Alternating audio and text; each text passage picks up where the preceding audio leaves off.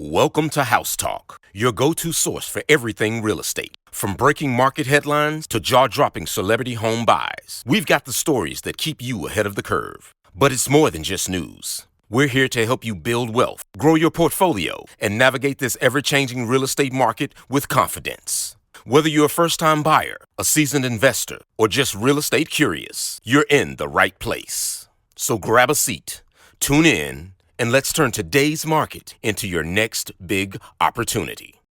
All right, we're back. And it's time. Welcome to House Talk Episode 2. My name is Ben. And I'm Jasmine from the Xclusive Lifestyle Group. We are a team of real estate agents based out of Atlanta, but servicing cities all across the country, and we will be your hosts on this journey. In today's episode, you might be wondering, what are the top 10 most affordable states to live in right now? You're about to find out. And the numbers are out. Over 2/3 of Americans have either paid off their mortgage or have at least halfway paid it off. That's big. We're going to dive into the numbers. And of course, we gotta talk celebrities.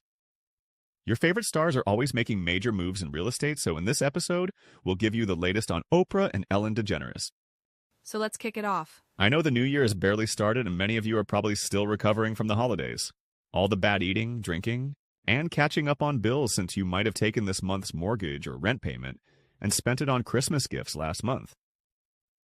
But while we were all enjoying time off over the holidays, a very interesting report came out.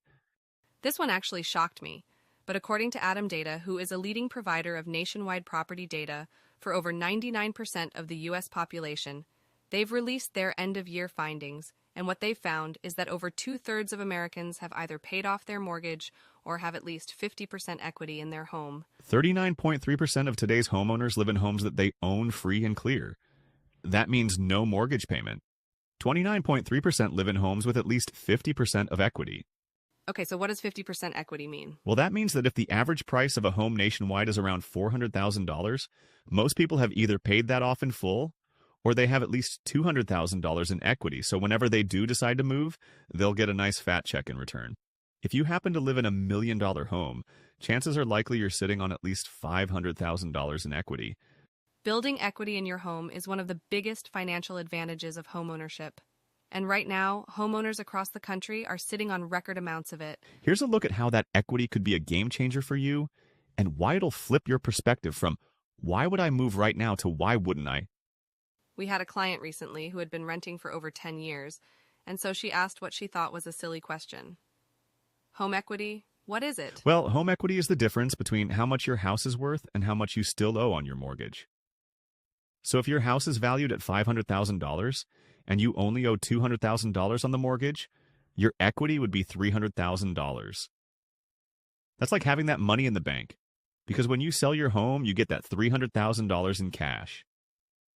Some people refinance their home in order to pull out some of that equity so they can do things like pay cash for a new car, pay for the kids to go to college, do some remodeling, some traveling, or whatever else they'd like to spend it on. So why is equity such a big deal for homeowners looking to sell? Well, if more than 2 out of 3 homeowners have either completely paid off their mortgages or have at least 50% equity in their homes, that's a big deal. I mean, think about it, 2 out of 3 homeowners having at least 50% equity in their homes. There was another report that came out recently that shows the average homeowner today has $311,000 worth of equity built up. That kind of net worth can go a long way if you're trying to make a move. And that's part of the reason why the number of people paying all cash has gone up recently to a new high. According to an annual report from the National Association of Realtors last year, 26% of buyers were able to buy without a mortgage. That's 1 out of 4 people paying cash for homes. If you're a homeowner wondering if it even makes sense to move anytime this year, you should know you could actually have enough equity to buy your next house outright in cash. No mortgage, no worrying about interest rates. Here in Atlanta, they say that 1 out of every 5 homes sold is bought with cash. So as we usher in a new president this month, lots of people are sitting on a lot of options when it comes to where they want to live. Cash is king. If you want to find out how much equity you're sitting on to see if that's an option, just reach out to our team so we can work up an equity assessment report for you. Our contact info will be in the show notes or description wherever you're listening to this episode. Who knows? You may find out you have enough equity to buy your next place outright. And with today's mortgage rates, not having to take out a home loan is pretty incredible. And even if you don't have enough equity to buy your next home in all cash, let's say your dream home is $1 million. If you're sitting on over $300,000 in equity, you have enough to make a huge down payment on that dream home, making it much easier to afford the home you really, really want. There's countless possibilities. So the bottom line is this. Homeowners today have an incredible amount of equity, and that's why the share of all cash buyers is on the rise. If you want to find out if you have enough equity to buy your next house in cash too, let's connect. Okay, so how about this? The December report of the top 10 most affordable states to live in just came out. Let's unpack it. If you're thinking about taking some of the money from your current home and relocating to where you can get more house for your money, Or maybe you're renting and you want to get started in this homeownership game of building equity yourself. or maybe you're an investor and you want to know the most affordable states to buy your next property, here it is. Number 10 on the list of the most affordable states is the great state of Nebraska, followed by Kentucky, West Virginia, Oklahoma, and North Dakota. And the top 5 most affordable states to live in go to Iowa, South Dakota, Alabama, Mississippi, and Arkansas. These states are known for lower housing costs, reduced insurance premiums, and budget-friendly living expenses. But don't worry if your state is not on this list. A good real estate team like ours can help you find your budget-friendly option wherever you need to be. You know, that's an interesting list, but I'm curious as to why states like Ohio didn't make the list. We were recently looking at homes out there for sale, and honestly, my car costs more than some of the homes we looked at. I mean, homes for like $30,000 and $40,000. Investors are having a field day in places like that. Indiana, Detroit, well, actually, it's quite a few hot spots out there right now. Okay, so for most of the country, we know it's cold out there right now. Lucky for us, we live in the South, so we only see sleet and snow maybe once every 2 to 3 years. But when it comes to real estate, believe it or not, winter is actually the sweet spot when it comes to buying and selling homes. If you're sitting around waiting for perfect market conditions, most likely that often means you're missing out. Because what you may not realize is if you're ready and able to buy, buying a home in the winter could actually give you an edge. Here's why. As the weather cools down, the housing market can too. And if you're in the market to buy a home that works in your favor, First off, you likely won't feel as rushed. In the busy spring and summer months, everyone is trying to buy something. Parents are trying to lock down new homes before school starts. And with spring and summer being so popular with people in terms of moving, you end up competing with other buyers, so basically that means you're going to pay more. but in the winter, homes tend to take a little longer to sell. Data from the National Association of Realtors shows the average time a house sits on the market jumps up during the winter months. This is partly because fewer buyers are active at this time of year, and that decrease in buyer competition means the houses that are on the market aren't going to be snatched up as quickly. So if you decide to buy a home between January to April, you'll likely have more time to consider your options and negotiate a deal without feeling as pressured. Another reason why winter is actually the sweet spot when it comes to buying and selling homes is because sellers may be more willing to negotiate. If homes generally take longer to sell during the winter, motivated sellers are often ready to close a deal. A large percentage of corporate relocations are at the start of the year too. So if someone has to move for work, they are pretty motivated to get rid of a home so they can get to where they need to go. And that can work in your favor too. Whether it's compromising on price, covering closing costs or repairs, or including extras like appliances, you have more room to ask for what you need. Sellers are absolutely not willing to negotiate in the busy spring and summer months when they have multiple people fighting over their homes. Another reason why winter is actually the sweet spot when it comes to buying and selling homes is homes are actually less expensive in the winter. With less competition from other buyers and sellers who are more willing to negotiate, you may see slightly lower prices too. In fact, according to NAR, homes are typically about 5% less expensive now compared to when prices normally peak in the summer. That might not seem like a huge difference, but on a $400,000 house, it could mean you saving around $20,000 on the purchase price. You can see this expected seasonal shift in home prices taking place every year. Take a look at this graph showing the median sales price of existing homes, homes that were previously owned over the past 12 months. You'll notice in the green bars that prices were lower in the winter months last year, and it seems like that's going to happen again this year. That gives you the chance to make your budget go further. So, bottom line is this. Buying a home during the winter means less competition, motivated sellers, and potentially lower prices too. If you're thinking about making a move anywhere in the country, let's work together to find the right place at the right price for you. Okay, now let's talk celebrities. In our last episode, we took tours of homes owned by people like Drake, Kendrick Lamar, and then we compared homes of boxers like Mike Tyson and Jake Paul. But we ran out of time and didn't get a chance to check out the homes of some other celebrities on our list. So where did we leave off? So get this. We're going deep into Ellen DeGeneres' world, but not her comedy. We're talking real estate. Her real estate? Yeah, like she's kind of a real estate mogul, low-key. Oh yeah, big time. We've got articles and stuff about her buying and selling places over the years, plus like all this news about her moving to the UK. So that's our deep dive today. I think it's so interesting how different this is from her public image. You know, we all think of Ellen super approachable and funny, but she's also making these power moves in real estate, high-end properties and stuff. Right. From the beginning, it's not what you'd expect. Like, her first house was this Spanish bungalow in West Hollywood, nothing like the huge places she owns now. But she, renovated it and flipped it. Made a profit. Maybe that got her hooked on real estate. It's a good point. I mean, you need vision to do that. To see what a place could be worth, and then you need that design sense. Knowing what buyers want. Yeah, and she's got that. Over the years, she and Portia have bought and sold so many places. Oh yeah, it's impressive. California and England. And that's just to start. Beverly Hills, Malibu, Thousand Oaks, Montecito. It's wild. And they've made serious bank. Oh yeah, for sure. Just this year, they sold a place in Carpinteria for $96 million. Wow. And back in 2020, a Bali-style mansion in Montecito for $33 million. Seriously? Oh, and that same year, they sold another Montecito place to Ariana Grande for double what they paid for it. No way, double? Yeah. That's amazing. It shows they know what they're doing, not just buying and selling, but playing the market. I wonder what their strategy is. Do they go for historical places or, I don't know, places that need fixing up? I've noticed they often choose places close to nature. Big ranches in California, the Cotswolds in England. Yeah, like privacy maybe? Definitely a retreat from Hollywood. Makes sense. And they don't stick to one style either. Spanish, colonial, modern, farmhouse, all kinds of things. It's like they use houses to express themselves. Each one is like its own art. Totally. And they sell it to someone else. It makes you think about how we see Ellen. You know, on her show, she's playful and relatable. But these houses show a different side, sophisticated, detail-oriented. It's like finding out your favorite author is a pro athlete. You're like, wait, what? Exactly. And speaking of surprises, their move to the UK, to the Cotswolds, that was a big one. Yeah, we were surprised too. It seems like it was connected to something specific too. Oh, you mean? Yeah, Donald Trump winning the election. Oh, yeah. Our sources say they'd already bought a place in the Cotswolds, but after Trump's win, they decided to leave the U.S. and make it their main home. Interesting. Like they were disillusioned or something. So this is where Ellen's personal beliefs and her actions come together. Leaving the U.S. was a statement for sure. And they didn't just talk about it, they actually did it. Unlike some celebrities who just complain but stay put. Right. There were even reports of them at a pub in the UK, blending in. It's quite a change from Hollywood. Huge change. And it really makes you wonder what was behind it.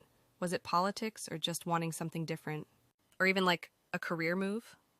It's hard to know for sure. It definitely challenges how we think about celebrities and why they do what they do. So you know how some celebrities are all like, I hate Donald Trump, and I'm pissed off because Kamala didn't win, so I'm out of here. Yeah, I've seen that especially on social media. Well, when it comes to Oprah, she's doubling down on the American dream. But not with speeches or anything. More with buying up tons of property. Oh, yeah. So let's take a closer look into Oprah's real estate empire. Sounds fascinating. We've got articles and magazine features and even some property records. Oh, wow. It's a lot. Yeah, that's a lot to unpack. And I think it's so interesting how it's the opposite of what so many other celebrities are doing. Oh, absolutely. They're saying goodbye, America. I'm out of here. Yeah. Oprah's digging in deep and buying even more homes. Yeah, and I think that's such an interesting contrast. Right. It's a quiet but powerful statement, with her actions. For sure. And she's not messing around. Nope, not at all. It's not just a vacation home here and there either. Right? She's going big. We're talking a full-blown real estate portfolio. Oh, wow. All across the country. Coast to coast? Yeah, from what I've seen, it's a mix of these huge estates. And then some surprisingly cozy places too. Huh. I mean, where do we even start with all this? Well, I think a good place to begin is her main house, her primary residence, which is the Promised Land in Montecito, California. Oh yeah, I've heard of that. It's like the crown jewel of all her properties. It's like a Neo-Georgian mansion. Neo-Georgian? Yeah, okay, so is that It's like a classic style, but with a modern twist. And it sits on 40 acres. Wow. With both mountain and deep ocean views. Oh, wow, that's incredible. Hey, Oprah, can we come take a visit? Imagine 6 bedrooms, 14 bathrooms, a pool. Oh my gosh. Perfectly manicured gardens, the whole 9 yards. That sounds pretty fancy for someone who's all about, like, Right. living your best life and simple pleasures. It's a good point. Like, her public image isn't all about being super rich and showing it off. Yeah, exactly. But maybe this shows a different side of her, Yeah, like a love of traditional beauty, right. I can feel that. and creating this haven for herself and her loved ones.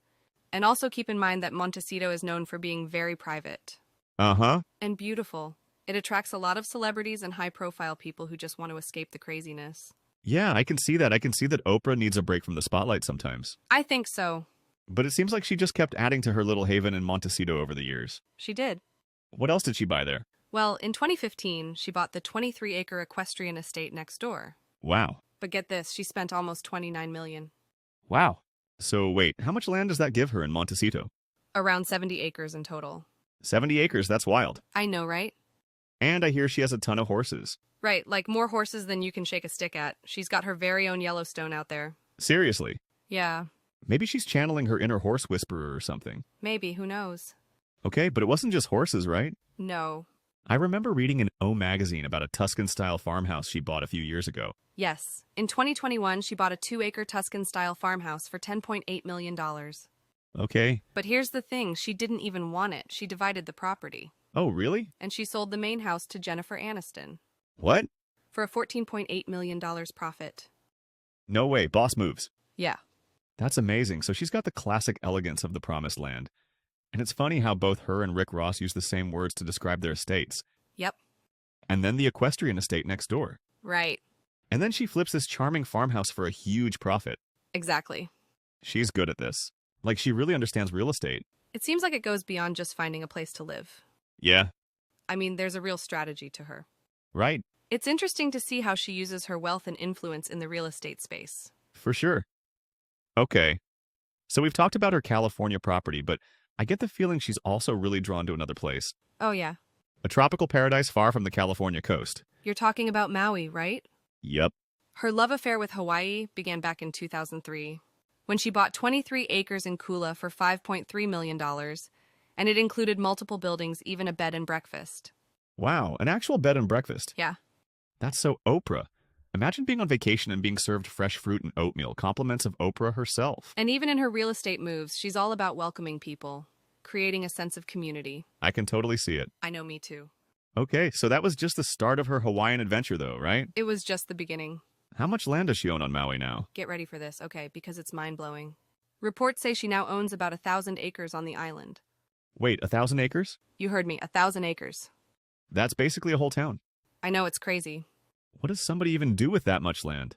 Well, part of it includes a charming farmhouse that's been featured in O magazine. Oh yeah, I think I saw that. Yeah. Imagine breezy interiors, a wraparound porch, perfect for sipping coffee as the sun rises over the Pacific. Wow. It's a world away from the dirt, the smog, the hustle of a big city like Chicago. Right. But it shows a different side of her. Yeah.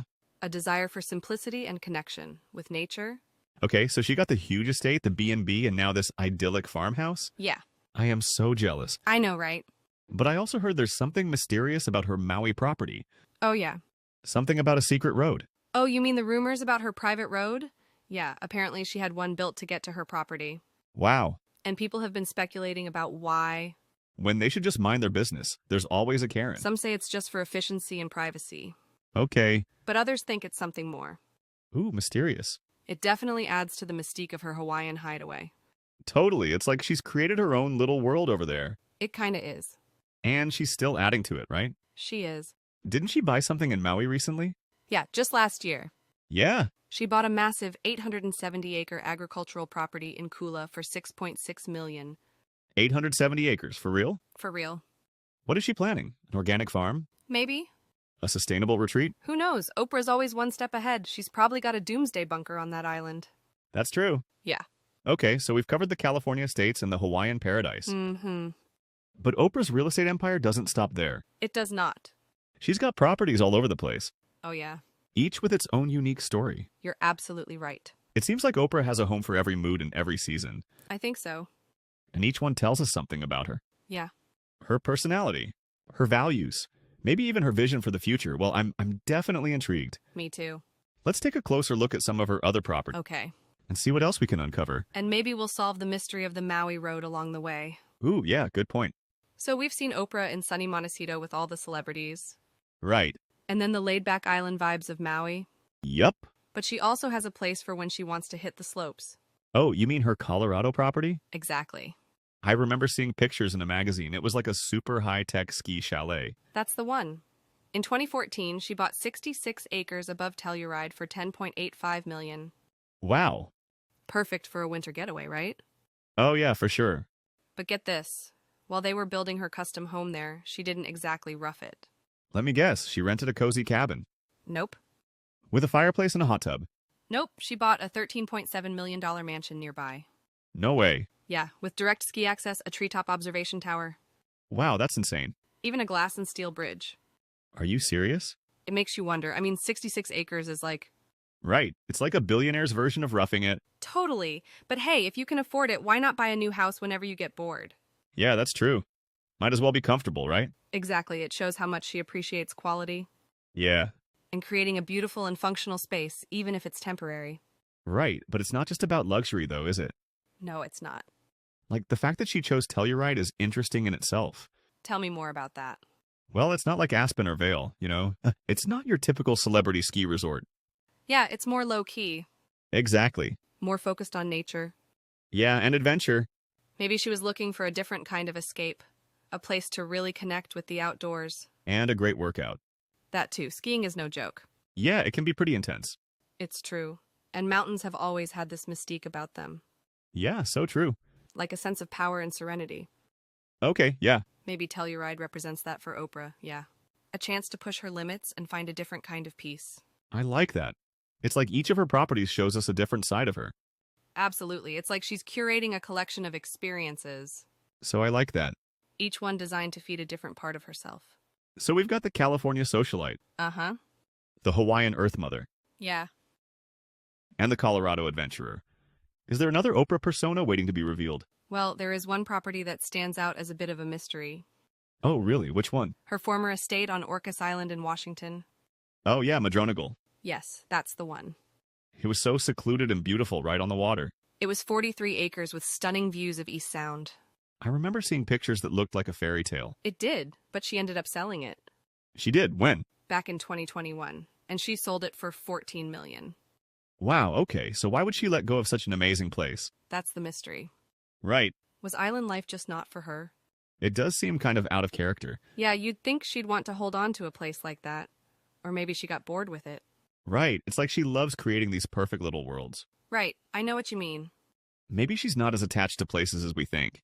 You know. That's an interesting thought. Yeah, like maybe she sees these properties as more than just homes. Okay. Like they're investments, or maybe just toys. Right. Experiences or chapters in her life. And when a chapter ends, she's ready to move on. To make space for something new. Exactly, that part. It's like she's saying, I've enjoyed this. Yeah. I've learned from it, and now I'm ready for the next adventure. Uh-huh, I love that. And that sense of adventure and evolution. Yeah. It's reflected in her entire real estate portfolio. She's not afraid to try new things, explore different lifestyles, embrace change. It's pretty inspiring. It is.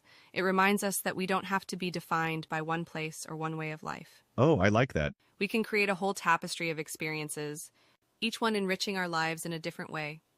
Speaking of tapestries, there's one thread that seems to be missing. Oh, what's that? You're right.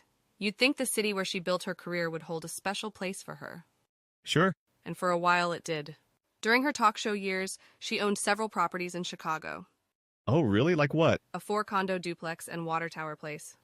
Wow. A luxury apartment above the Four Seasons Hotel. Fancy. And units in a historic loft building called Acorn Lofts. She was really into Chicago real estate. She was, until she wasn't. She was a major player, but here's the thing. What's that? She sold all of them. Huh? What? All of them? Every single one. That's so surprising. Why would she do that? It is interesting. The timing coincided with the end of her talk show in 2011. Okay. Maybe it was a way of closing that chapter, or maybe she was just bored of Chicago. Time to move on. Right. And embracing new beginnings. It's like she was saying goodbye to the Chicago Oprah. Yeah.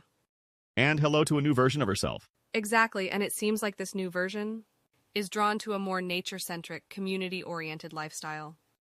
away from the hustle and bustle. Yeah, more about connecting with herself and the world around her. It's a fascinating journey. It is. What she sees for the future. Right? What kind of legacy is she building with all these choices? That's a great question. Yeah. And one we'll explore further as we continue our deep dive into Oprah's incredible world. So we've seen how Oprah's real estate choices go from that classic promised land style to that rustic charm of her Hawaiian farmhouse. Exactly. And she's not afraid to flip a property and make a profit. Yeah. Or even let go of these beautiful places when she's done with them. It's like she's playing chess with her properties. Right. Always thinking a few steps ahead, but totally not packing up and leaving like Ellen. But it's not all about the money or how things look. Definitely not. There's a deeper meaning there. Oh, yeah, for sure. We talked about her love of nature, her desire for privacy and community.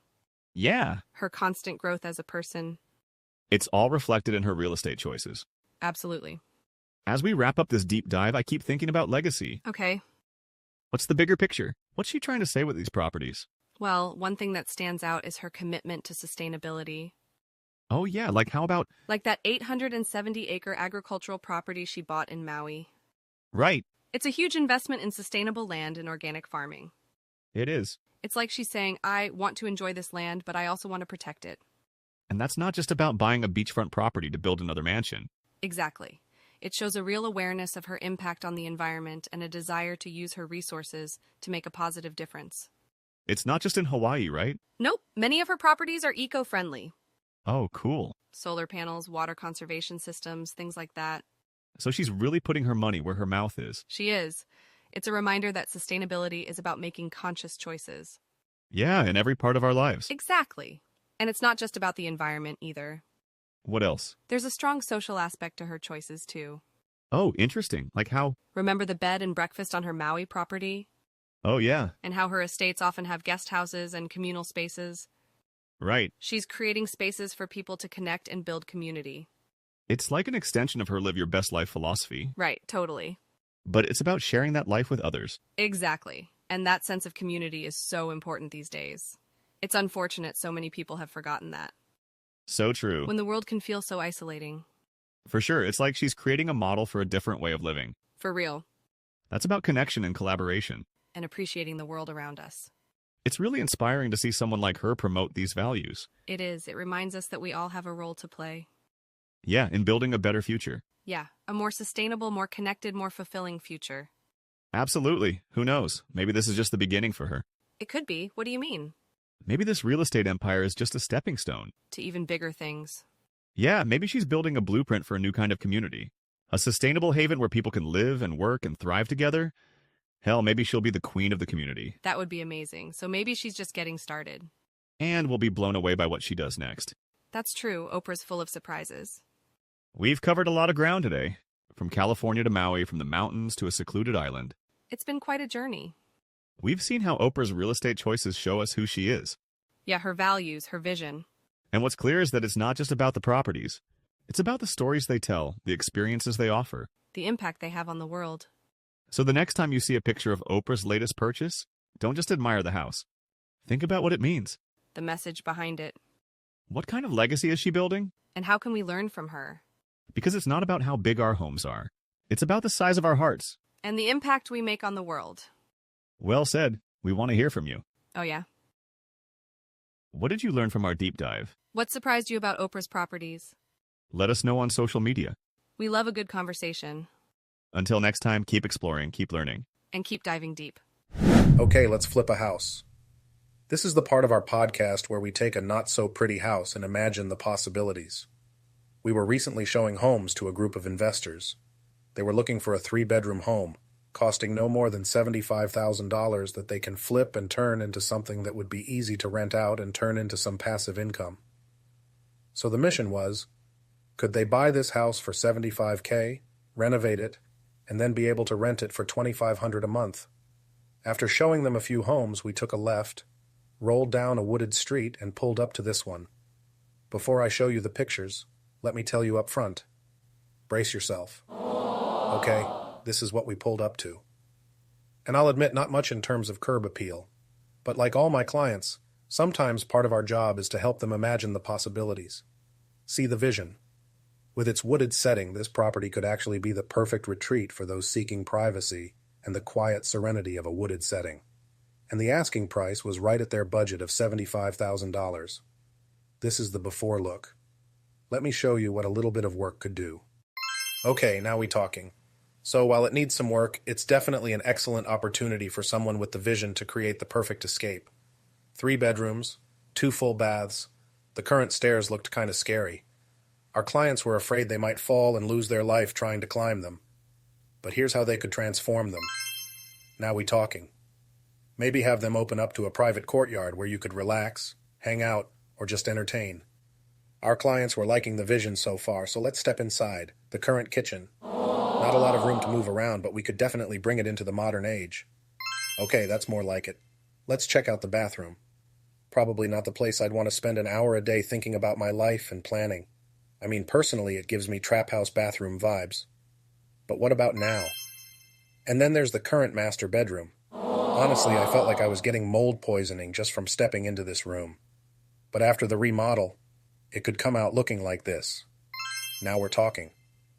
And I think our clients agreed and think it would make a worthwhile investment. We went from this, the house with no curb appeal that made you want to lock your car doors and keep driving, to this.